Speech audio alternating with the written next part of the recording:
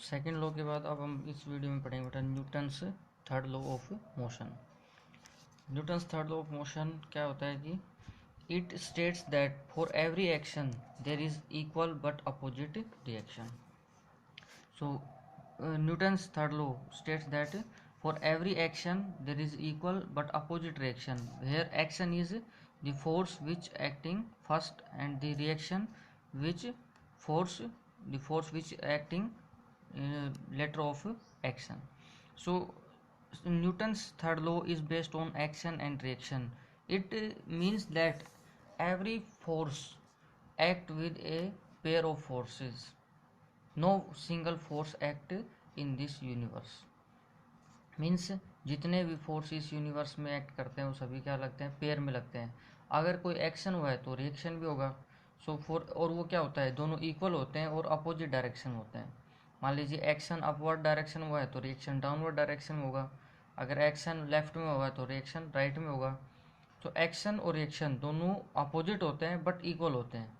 जितना एक्शन होगा उतना ही रिएक्शन होगा। अगर एक्शन ज़्यादा है तो रिएक्शन भी ज़्यादा होगा, एक्शन अगर कम है तो रिएक्शन भी कम होगा। So action and reaction, these two forces act on different objects and never on same object. Action और रिएक्शन इक्वल और अपोजिट होते हैं, लेकिन क्या होता है इसमें कि एक्शन और रिएक्शन कभी भी सेम ऑब्जेक्ट पे एक्ट नहीं करते हैं, दोनों अलग अलग ऑब्जेक्ट होंगे। एक्शन अलग भी होता है और रिएक्शन अलग भी होते हैं। जैसे फॉर एग्जांपल मान लीजिए कि एक टेबल है जिस पे कोई बुक रखी हुई है, टेबल पे एक बुक रखी हुई है। तो इस बुक ने क्या किया है, इस बुक ने एक्शन किया है डाउनवर्ड, कितना mg, उसका जो वेट है, अगर मास m है तो वेट mg हो जाएगा। तो इसने डाउनवर्ड फोर्स लगाया कितना mg, so this is called its action. तो एक रिएक्शन मिलेगा अपवर्ड डायरेक्शन में, वो भी क्या होगा, mg के इक्वल होगा। तो यहाँ पे एक्शन तो किया है किसने, बुक ने, और किस पे हुआ है एक्शन, टेबल पे। नीचे की तरफ फोर्स टेबल पे लग रहा है और ऊपर की तरफ क्या है, रिएक्शन ये टेबल ने किया है और किस पे हुआ है, बुक पे हुआ है। तो एक्शन और रिएक्शन दोनों इक्वल और अपोजिट होते हैं बट हमेशा अलग ऑब्जेक्ट पे एक्ट करते हैं। या जैसे एक मान लीजिए बुलेट फायर की जाती है जब किसी गन से, तो बुलेट हम जब फायर करते हैं तो एक्शन बुलेट पे हुआ है, किसने किया, गन ने। पहले गन फोर्स लगाती है बुलेट पे, तो एक्शन किसने किया है, गन ने बुलेट पे। और फिर बुलेट उस पे पीछे की तरफ फोर्स लगाती है गन पे, तो वो क्या होगा, उसका रिएक्शन। तो एक्शन किस पे हुआ, बुलेट पे, और रिएक्शन किस पे हुआ, गन पे। सो एक्शन और रिएक्शन दोनों डिफरेंट ऑब्जेक्ट्स पे एक्ट करते हैं। कभी भी एक्शन और रिएक्शन सेम ऑब्जेक्ट पे नहीं एक्ट करेंगे। फिर इसके बाद कुछ एग्जांपल है न्यूटन थर्ड लॉ के बेसिस पे ही। जैसे फर्स्ट है, a book lying on table then book is doing action, जो मैंने अभी आपको एक्सप्लेन किया वही एग्जांपल यहाँ पे नोट किया है। A book lying on table then book is doing action on table and table is doing reaction on the book. Next, reading of two spring balances will be same, जो दो spring balance है ये, उनकी reading same होगी when connected with each other, जब दोनों को एक दूसरे से कनेक्ट कर दे, and a force is applied on one free end. ये दो स्प्रिंग बैलेंस हैं जिनको हमने कनेक्ट किया है और इधर से ये एंड फिक्स कर दिया इसका और ये एंड फ्री है।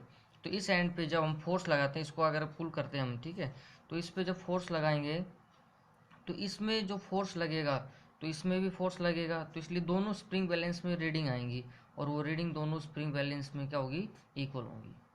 So reading of both spring balances will be equal.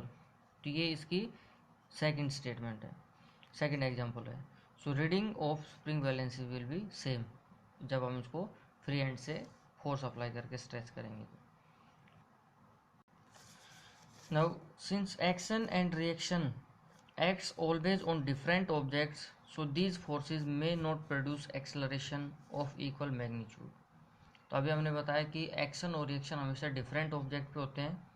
Action मान लीजिए बुलेट पे हुआ तो रिएक्शन गन पे होगा, एक्शन बुक पे हुआ है तो रिएक्शन टेबल पे होगा। अलग अलग ऑब्जेक्ट पे एक्शन और रिएक्शन होते हैं, तो इसलिए उनमें जो एक्सेलरेशन प्रोड्यूस होता है वो भी डिफरेंट होगा, may be different, may not produce acceleration of equal magnitude.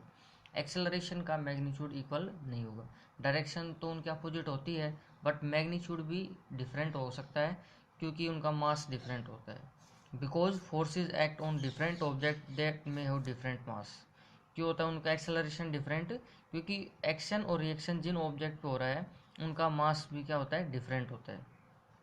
सो इसलिए जो एक्सेलरेशन होगा उनमें जो भी दो ऑब्जेक्ट हैं उनमें एक्शन और रिएक्शन होने की वजह से जो मास डिफरेंट है उसकी वजह से एक्सेलरेशन भी डिफरेंट होगा। जैसे for example a gun and A bullet. यहाँ पे हमने गन और बुलेट का केस लिया है जिससे हम एक्सप्लेन करते हैं कि एक्सेलरेशन जो है वो उनमें डिफरेंट हो सकता है। When A bullet is fired from a gun then action on the bullet by the gun is equal to reaction on gun by bullet। जब बुलेट फायर की जाती है गन से तो क्या होता है, then action on the bullet, action किस पे हुआ है, बुलेट पे, by the gun is equal to the reaction on gun by bullet. तो जब हमने बुलेट फायर की गन से तो एक्शन किस पे हुआ, action on bullet is equal to the reaction on gun.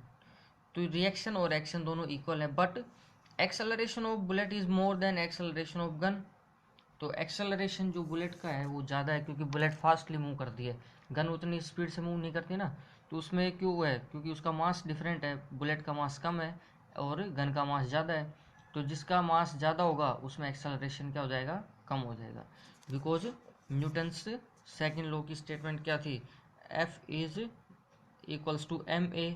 सो अगर f कांस्टेंट है तो क्या आएगा यहाँ से, अगर f कांस्टेंट कर दें तो acceleration is inversely proportional to mass. तो इसलिए एक्सेलरेशन किस में ज़्यादा होगा, बुलेट में, और गन में एक्सेलरेशन क्या होगा, कम। फिर एक और एग्जांपल यहाँ पे है, when a sailor jumps out of a moving boat. जब कोई सेलर मूविंग बोट से जंप करता है then the boat will move backward. जो बोट किस डायरेक्शन मूव करती है, बैकवर्ड डायरेक्शन में मूव करती है, क्योंकि जब वो जंप करेगा तो अपने पैरों से क्या करता है, पीछे फोर्स लगाता है। तो अपने पैरों से जब पीछे फोर्स लगाएगा तो बोट पीछे की तरफ मूव करेगी और वो किनारे की तरफ जंप कर जाता है।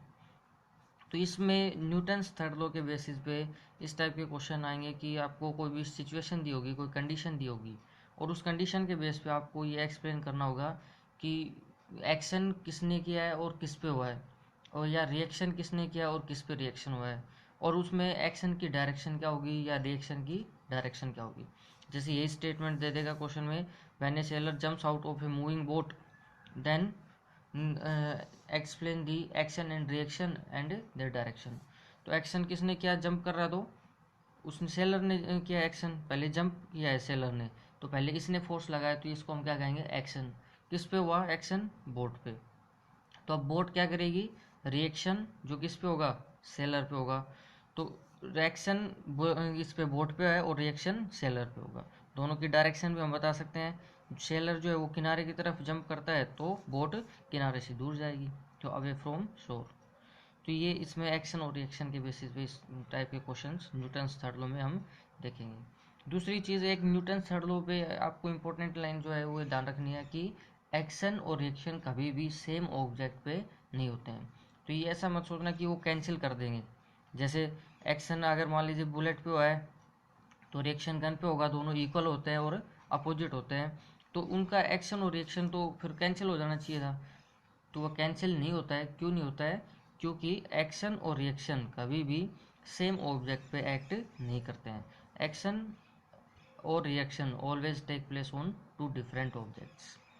तो ये न्यूटन्स थर्ड लॉ और उसके एक्सप्लेनेशन और उनके बेसिस पे जो क्वेश्चंस आ सकते हैं वो मैंने यहाँ पे एग्जांपल में आपको करवाया।